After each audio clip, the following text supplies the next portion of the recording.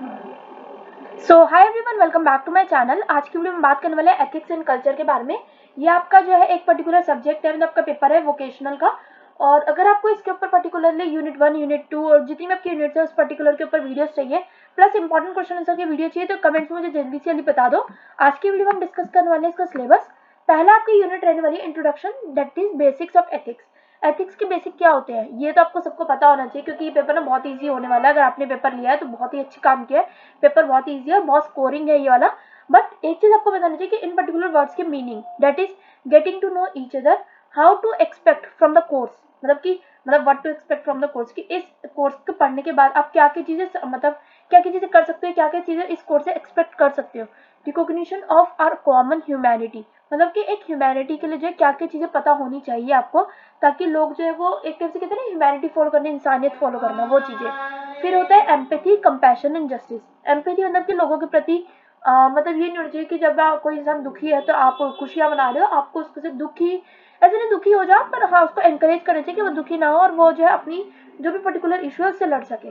दूसरा है कंपैशन, लोगों के प्रति कंपैशन दिखाना बहुत ज़्यादा जरूरी होता है। और जस्टिस मतलब कि एक तरफ से फ्रीडम या फिर क्या कह सकते हैं, इक्वालिटी या जस्टिस, न्याय मिलना। जस्टिस मतलब होता है मिलनी न्याय।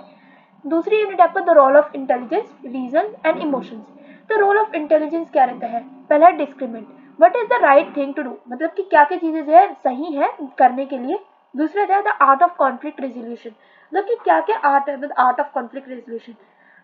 जब भी कोई लड़ाई वगैरह हो रही है तो उसका आर्ट क्या रहता है कि आप कैसे जो है उस पर्टिकुलर लड़ाई को जो है वो सुलझा सकते हो। इसके ऊपर मैं आपको डिटेल्ड वीडियोस दे सकती हूँ, अगर आपको चाहिए तो कमेंट्स में जल्दी से जल्दी बता दो, मैं उसका लिंक आपके साथ शेयर कर दूंगी। डिस्ट्रक्टिव एंड कंस्ट्रक्टिव इमोशंस, मतलब कि ऐसी कौन कौन सी चीजें होती है जिससे आपके इमोशंस जो है वो डिस्ट्रक्टिव हो जाते हैं या फिर कंस्ट्रक्टिव हो जाते हैं। अब अगला है the need of emotional balance. Emotional balance की क्या नीड होती है ये जरूर आपको पता होना चाहिए। पेपर में बहुत इंपॉर्टेंट टॉपिक रहता है आपका the need of emotional balance. First is मतलब यूनिट 3 मान लेते हैं, that is cultivating inner values, ethics in the world of work and play. पहला है training the mind, mindfulness and kindness. दूसरा है मेडिटेशन। फिर है discovering your vacations and interest, मतलब कि आपको डिस्कवर करना कि आपके क्या क्या इंटरेस्ट है, क्या क्या चीज़ में आप अच्छे हो, वो चीज़ें डिस्कवर करना बहुत ज़्यादा ज़रूरी होता है। सेल्फ डिसिप्लिन होना, इंटीग्रिटी, इंटीग्रिटी मतलब होता है भाईचारा होना।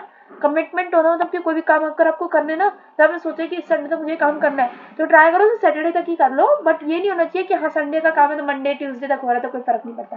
तो कमिटमेंट करना बहुत ज़्यादा ज़रूरी होता है अपनी लाइफ में, कि ताकि जो है आप एक बैलेंस लाइफ जी सको। वर्क लाइफ बैलेंस करना बहुत ज़्यादा ज़रूरी होता है। क्रिएटिविटी, लाइफ में क्रिएटिविटी होना बहुत ज़्यादा ज़रूरी है, वरना आप बोर हो जाओगे किसी भी चीज़ से।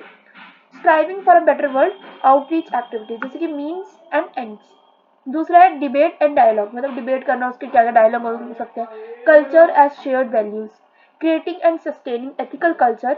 The role of philosophy, religion, मतलब कि रोल क्या रहता है फिलोसफी का मतलब फिलोसफी का, रिलीजन का, लिटरेचर का, थिएटर का, सिनेमा का, म्यूजिक का, मीडिया का।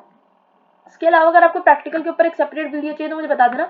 इसका प्रैक्टिकल थोड़ा सा टफ लगता है बच्चों को, तो अगर आपको इसके ऊपर पर्टिकुलर वीडियो चाहिए कमेंट से मुझे बता देना, वरना अगर आप चाहो तो ये वीडियो को मतलब पॉज करके पढ़ सकते हो सारे पॉइंटर।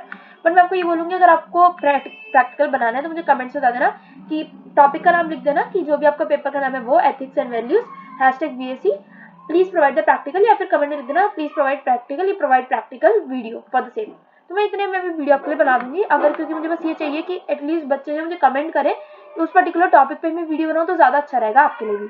तब तक के लिए stay safe, stay positive, and कोई भी क्वेरी रहेगी तो कमेंट में बता देना। Thanks for watching, bye bye.